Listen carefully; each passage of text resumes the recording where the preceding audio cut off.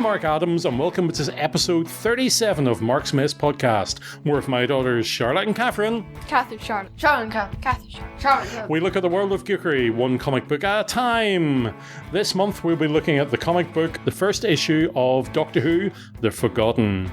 Before we forget, we'll remind you of our competition. Because we've finished our alphabet of geekery, we want to thank you, our listeners, for being with us on this journey, whether you were there from the start or from the middle or just came up in the end. But we want to give away a goodie bag of different things that we'll send out to one fortunate listener. All you have to do is tell us which of our 10 cold openings that we've had so far is your favourite, which of those is your favourite. And you can find these, because we've put them up on Twitter. At Marksmess Podcast without the T. On our Facebook page. Marksmess Podcast. On our webpage, marksmesspodcast.blogspot.com, or you can just email us on mymarksmess@gmail.com. And you can use all those ways to contact us as well. We've finished our alphabet of geekery, and now I'm actually getting the girls to read comics. Yay. This month I have got you one issue of Doctor Who, The Forgotten, by Tony Lee and Paya Gurria. Right? And it features, which Doctor does it feature? The 10th, David Tennant. David Tennant Doctor. And here is what happens in Chapter 1, Amputation. The Doctor wakes up only to find himself not in the TARDIS, but in some sort of museum, where he and Martha have a look around. Martha. The Doctor recognises... Not the British cold opening. The Doctor recognises that a lot of the artefacts from his past, and Martha discovers why, because in the centre there's a room dedicated to the Doctor, and there's a pretty cool picture of Floating hats. all the previous Doctor's costumes. The Doctor then collapses, and as he gets up they discover that he's losing his memory of his past lives. And to help him remember, he remembers a story from his first incarnation, the one we know as the First Doctor, of when he was in Egypt with Barbara, Susan and Ian. As he's regaining his memory and recounting the story, there is a mysterious figure in a red room who presses a button and the Doctor collapses again, with Martha over the Doctor's fallen body shouting, "Doctor!" The end of the chapter. The guy in the red room just went, ha, no. I got the girls to read this by themselves and to record by themselves what their first impressions were of the comic. So let's hear first of all Charlotte and then Catherine, and we'll come back and talk about the issue. Hello, Charlotte here. I've just finished the signed comic for this month. The story was very interesting. I was supposed to read one chapter and I ended up reading the whole thing, so I think that speaks for itself. I was able to follow the story quite easily. The main character was the 10th Doctor, and he was losing his memory and then contained flashbacks. The flashbacks were easy to understand, although I didn't recognise some of the first few because it went in order, the Doctors. There was one point about the art, there was one point in the book where the art changed quite dramatically. And I didn't like that. The art reflected the story because it was mysterious, and then it didn't show who the bad guy was, and it had like all red for the bad guy, so then it showed that they were the bad guy. Now over to Catherine. This is Catherine. The story was alright. It was a bit boring because it went back to the old bits, and I didn't understand the old bits because they had loads of fancy words and names and stuff. I've never watched any of the old Doctor Who's either.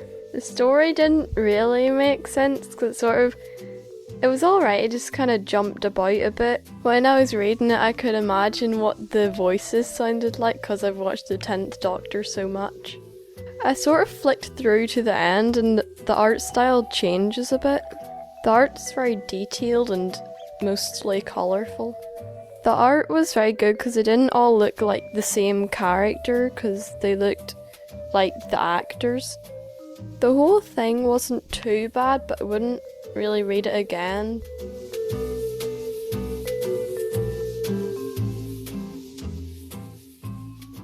Right, girls, you've had a bit of time to think about it. What were your favourite bits in it? His first word was gasp. Well, not really a word, more of a onomatopoeia. Expression. One of my favourite bits in this, and I remember it coming out, this is from 2008. This is the very same year that Iron Man came out. I don't know, what age were you in 2008? 2. Well, it depends what month. That's true. I was 3. Unless it came out in December. No, you couldn't have been. You're like 2.5 years older than her. If she was 2, No, 2008. 4. Oh, I'm thinking of 4, and I would have been 5 in December. Charlotte has done her GCSE Maths. Let's hope that worked out a bit better than this. But one of the splash pages I remember from the time it came out was this splash page of all the Doctor's outfits. Now, do you know what this reminds me of? What? A splash page is Double page. like the whole page taking up one picture. It kind of is, but splashes across the whole thing. This reminds me of when we were at the Doctor Who exhibition a couple of years ago. I want to go again. I'm afraid it's closed. Yeah. I know, but we went round and they had the Doctor's outfits in a room quite like this. That means we can tell people what happened in the wee crystal bit, because they said not to tell people in case they go, but now we can because nobody can go. What crystal? Well, bit? do you remember You what? had to find the crystals. I don't remember that. Yeah, there was a story bit. Do you remember what happened? Yeah, it was like a tour. I remember the Weeping Angels last bit. Okay. Because you had to go around and you had to find a crystal to help, like, redeem the TARDIS, and each time you kept on going back into the TARDIS, and then it kind of rotated a bit, I think. And then you were in a new place. I know. Amazing. I can't remember which TARDIS it was. I think it was either Tennant or Smith. I think it was Smith. What? If it was cleaner, then it was the 11th. I don't know. It was quite, like, dark. Then it's probably the 10th, because it was quite dirty. Okay. Anyway, back at this. Like, each Doctor has not only an outfit, but also something that goes along with it. The first Doctor has his walking stick. The second Doctor, do you know what that is? Looks like a whip. It's a recorder. The third Doctor, I've got no idea what that is. Keys. Keys. That's keys to bits. Those are tassels on the recorder. Oh, that's why I thought it was a whip. Third Doctor has keys because he had Bessie. The fifth Doctor has a bag. Do you know what's in the bag? Babies! Jelly babies. And also the really long scarf. One. In parts of the book, the scarf was just red. It wasn't multicolored. Probably easier to draw. I don't care! But anyway, the fifth Doctor, of course, with his stick of celery, has a cricket ball. I remember him using that in an episode. The celery is, I read this somewhere, it's something to do with when it turns purple, then there's a poisonous gas that Time Lords, like, they could die or something. I seem to remember something about that because he, of course, was my Doctor. The sixth Doctor has a badge of Were a... you sick? What? Were you sick? The sixth Doctor has a badge of a cat. What's the cat's name? I don't know. I remember him having a picture of a Let's cat. call him Jeff. I think he tried to eat a cat in the two Doctors. Okay. I don't know. The seventh Doctor has his magnificent umbrella with the question mark. The eighth Doctor, I'm getting confused about which one's which, has a scarf, neck scarf. And psychic paper. And the ninth Doctor has a psychic paper. That only came in. It looks like beside it. It does. It's not within the colour scheme. But the ninth Doctor has a psychic paper that they've used ever since. And a leather jacket and big ears. Wait, They don't have the big ears there. So did none of them have a sonic screwdriver then? Oh, they did, but Why wasn't that the showcase? that's a very good question. You've watched I know, the but- Ninth Doctor. No, I meant none of the other ones! Yeah, I think it came in with the second Doctor as basically what looked like was one of those pen lights, in the shape of a pen, but with a light in the end. What did you think about the bad guy, Catherine? He looked like the Master. Oh, why? Like the old one. With the goatee. Beard. Yeah. Then when they go into the flashback, I think it's pretty cool that was black and white. Not all the flashbacks are in black and white. But the first two are in black and white. So this Black and episode, white. this issue and the next one, because To read that. I read the whole thing. right, don't say that yet. Because the first I Doctor, said that in my little interview. the first Doctor was, all his episodes were black and white, and the second Doctor, all the episodes were in black and white. It wasn't until the third Doctor debuted that we got a colour Doctor Who episodes. Debut first came. Okay, just to let you know. So, what did you think of it? Catherine, first of all, the big question is, for any of these, did it want to make you read more?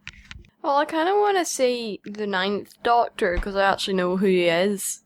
But not really. Right. Would you want to watch any more old Doctor Who? Because really, you've only watched the 5 Doctors. Not really, because I don't like black and white. Well, I only have a couple of black and white episodes, so I've got other ones. In watching the older Doctor Who, you have to use your imagination a bit more because the special effects. Yeah, I think my mind generally aren't good. My mind would be concentrating on like how bad the special effects are instead of watching the episode.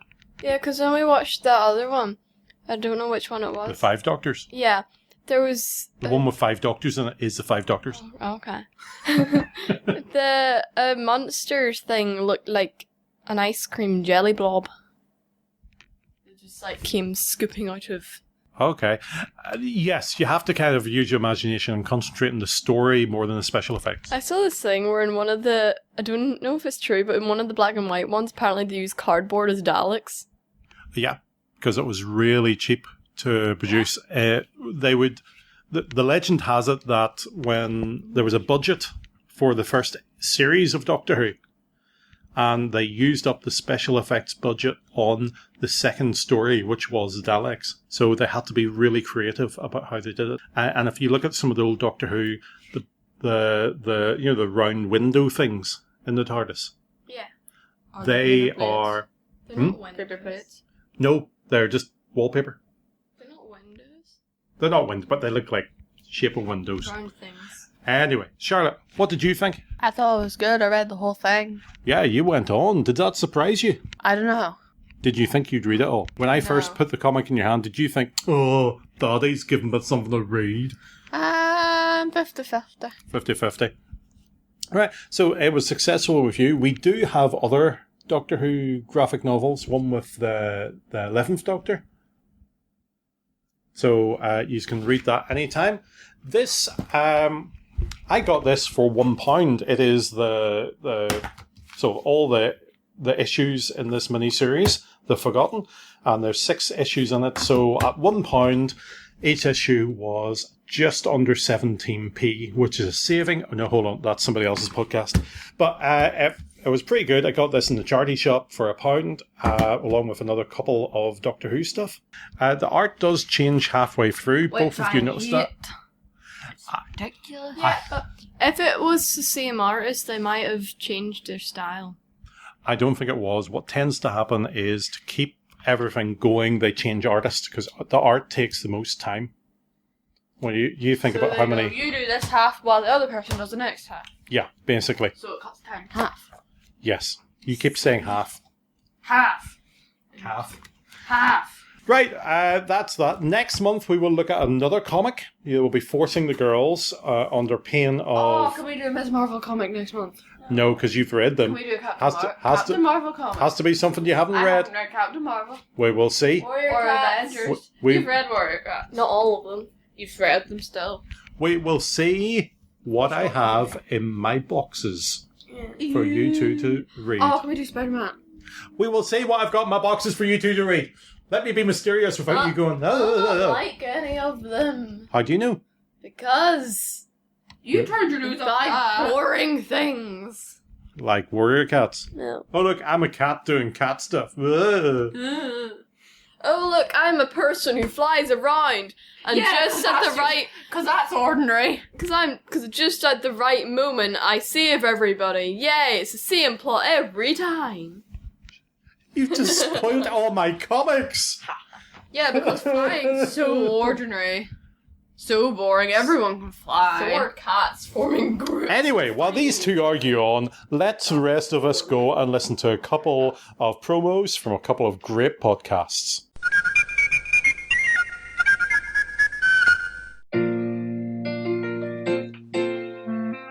Afternoon, everybody. Ryan! How's that baby treating you, Mr. Daly? Like Thanos, snapping his fingers at my bank account. In that case, how about a beer on the house? Sure, gotta give my mouth something to do between podcasts. Say, Ryan, I don't get how you have so much time for podcasting. Doesn't your wife want you spending time with the baby? Would you? Truth is, I think she's a little worried about how much time I'm spending with the kid, ever since his first words were Dagobah system. Now she wants me to go out and do something mature, something productive, and most of all, something lucrative that can support the family. So you're going to... Podcast about Cheers, yeah. That kid's not going to start college for 18 years. I got time. Cheerscast, the podcast where everybody knows your name. Coming soon to the Fire and Water Network.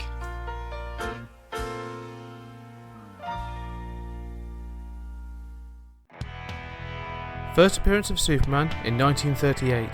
Batman in 1939. Rock and roll born with Elvis's first album in 1956. The modern sitcom created in 1944. The point being that pop culture in all its forms was born during the 20th century. I'm Scott Weatherly, and please come and join me on 20th Century Geek, a journey through the common and not so common elements of pop and geek culture. Every week I alternate between a blog and a podcast as I look at something different, using roundtable discussions, interviews, reviews, and some general rambling. Find us on iTunes and Stitcher, or visit our website 20thcenturygeek.com. 20th Century Geek, the blog and podcast that meets your history and geeky needs.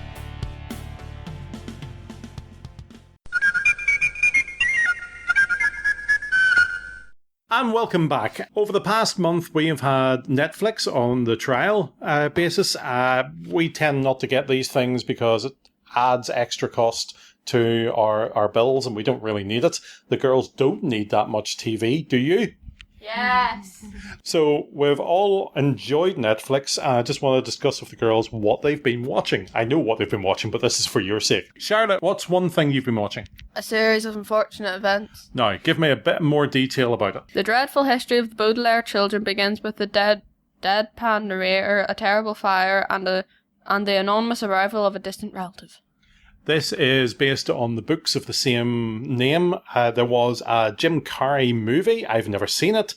I've seen the first episode with you two, and that's about it. But how many seasons were there? 3. You've watched them all? The third one was quite recent, actually. Right. So what did you think of it? No, but per season there's only 8 episodes.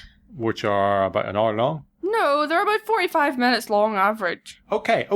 So what did you think of it? I really liked it. What was the best thing about it? I quite liked the fact that the children could clearly see that Count Olaf was in disguise, but the adults were all oblivious to it. Mm-hmm. And it was so obvious. And then in one of the last episodes, the adults are just like, we can clearly see you're in disguise. And it's the first time somebody said that. What was your favourite character? Well, I didn't really have a favourite character. I just liked the main characters. Okay. What about Count Olaf? Did you like him? Was he funny? He was quite funny, though, because he was like, he kept on using the word handsome, because he was just like, oh, you haven't happened to see a handsome villain anywhere who happened to die about a week ago. Okay. Yeah. And it was funny because it all rotated around the fact that they were orphans, the fact that they were a secret organisation, VFD, and then VFD? Yeah. The Volunteer Fire Department, I think it is. And they kept on finding VFDs, but they weren't the VFD they were looking for. And then they were always one step behind because the fires kept on destroying the secret places and blah, blah, blah. Okay. Yada, yada, yada. What sort of age range would you recommend this for? Would you recommend it for people your age? Yeah. Older? Yeah. Younger? I would say starting maybe P7 first year. So that's about 11 years old. Yeah. Okay. Thank you very much, Charlotte. Catherine, what's your first pick? Brooklyn Nine-Nine. Brooklyn Nine-Nine. I've been watching this when it was on E4. Tell me about Brooklyn Nine-Nine. What's it about? It's about a police station in Brooklyn in New York. Yeah, and is it a serious drama? No. Is it a musical? No, it's funny. So we call that a comedy. Thank you. You're going to get used to this. Okay, so what do you like about it? It's funny. Okay. And they all have very fancy names. Okay, tell me some of the names. So it's Jake Peralta, Amy Santiago, Rosa Diaz, Terry Jeffords, Gina Linetti, Norm Scully, Something Hitchcock, and Captain Raymond Holt. Who's your favourite character? Probably. Terry. No. I think Terry's magnificent. I like Jake or Gina or Charles or Captain Raymond Holt. Yeah. You can't just go, this is my favourite half of the characters. The rest of them are rubbish. I've watched it, so I know there's a lot of in-jokes, a lot of repeated jokes. What's your favourite thing that they do? Halloween. The heist. The Halloween heist. Right. So how many series did you watch? 5. 5. I'll ask you the same thing as I asked Charlotte. What sort of age range would you recommend it for? About my age, probably. Your age and up? Up. And down? Nah. No. Okay, just wondering. My pick is Star Trek Discovery. Star Trek, there's a phenomenon for the past 50, 60 years, and this new series is set just before the original series aired. So there's a lot of things that are to do with that. We do get Spock, we do get the Mirror Universe, we get all those things that are crowd pleasers, that are fan moments. I found it fascinating. I found myself wanting to watch the next episode, and the next episode. Star Trek has always been a family show, but the language in this may not be family friendly depending on your family. I watched straight through the first and the second series. I liked the way it fitted in with old Star Trek, the original series. I liked the way they had the Enterprise in it as well as a Discovery spaceship. The reasons why nobody in the original series talked about the USS Discovery, the way they fitted Spock in, as well as other Star Trek alumni, as other Star Trek things that have happened in the past. So very much worth my getting Netflix just for that Star Trek series. Very much. I hope they do another series. I haven't looked to see if they are, but it was really, really good. I recommend it for anybody my age and up, and maybe a wee bit lower. Don't look at me like that. I hope so. I'm only 27. Yeah. Anyway, Charlotte, what is your second pick? Daddy Daycare, the movie. Really? Yeah. Have you not seen that before? No. Wow. Okay, tell us about Daddy Daycare, the movie. Basically, it's these two dads that they're trying to find daycares for their children, and the only one that's decent is one that's like lots and lots of money and prepares them for, I don't know what, the SATs, SATs, Exams. which I assume are like I don't think they're like A-levels. Standard something tests. Which are very far in the child's future. They are. Like, it's the only daycare in the surroundings because the other ones are dodgy. So they decide to set up their own, and nobody thinks they can do it because they're dad. They don't think that dads can take care of children, so they do it. And at first it's an absolute mess, but then they end up owning their own daycare and it going really well, despite the really expensive school trying to shut them down several times. Okay, do you know who stars in it? You don't, do you? Eddie Murphy. What else does Eddie Murphy? Zach. Who else does Eddie Murphy play?